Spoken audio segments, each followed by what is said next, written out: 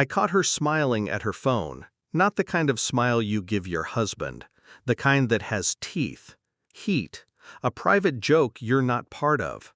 She didn't know I was watching from the hallway, didn't hear the creak of the floorboard I always avoided, didn't sense the silence behind her. She was gone in that moment, not physically, emotionally, mentally, gone. I cleared my throat. She jumped, locked the screen, said it was work. I smiled back, nodded, kissed her on the cheek, then walked to my office and booked 2 first-class tickets to Santorini.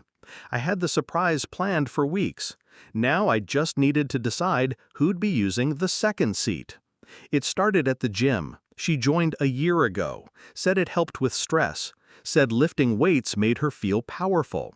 I supported it, bought her gear, meal plans, supplements.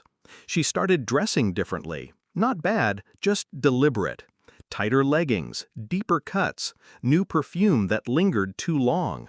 And then there was him, her trainer, 6 years younger, too many tattoos and not enough shirts. She started mentioning him too often in casual conversation, laughing at stories I hadn't asked to hear. One day, I caught his name in her call log, 11:47 p.m.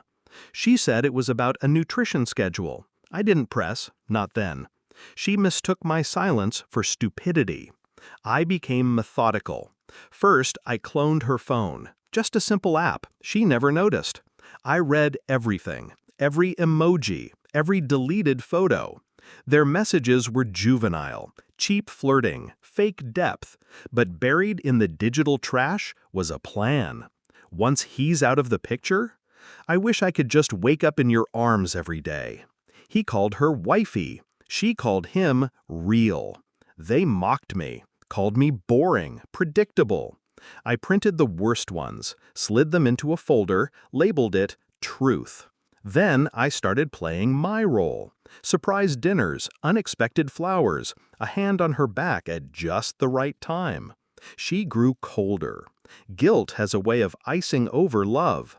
But I stayed warm, steady, present, because I wanted her to believe she still had me, right up until the fall.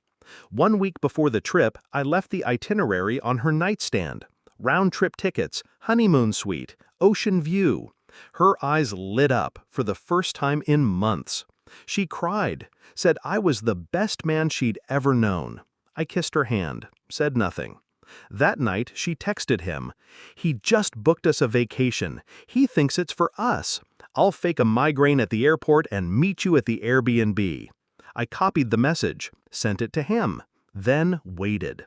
2 days later, he replied, "You're cold, babe. I love it." I printed that one too. She had no idea that Airbnb was never real. At the airport, I handed her her passport and a small envelope. She opened it. It was empty. She frowned. "What is this?" I gave her the folder marked Truth. Told her to read it while I grabbed us coffee. I didn't. I went to the gate. She didn't follow. 20 minutes later, a message popped up on my phone. "Please, can we talk? I messed up." I blocked the number mid-sentence. She never boarded the plane. I toasted alone, 30,000 feet above a life I no longer wanted. Santorini was beautiful, quiet, isolated, clean. The sea didn't ask questions. The air didn't lie.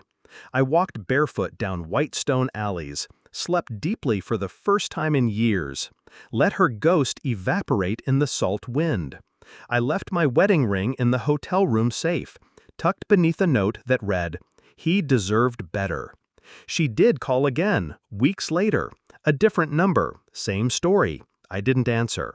Some things don't need closure. They just need distance. Because forgiveness isn't about letting go. It's about knowing when someone no longer deserves to hold your name in their mouth. And mine? She'll choke on it.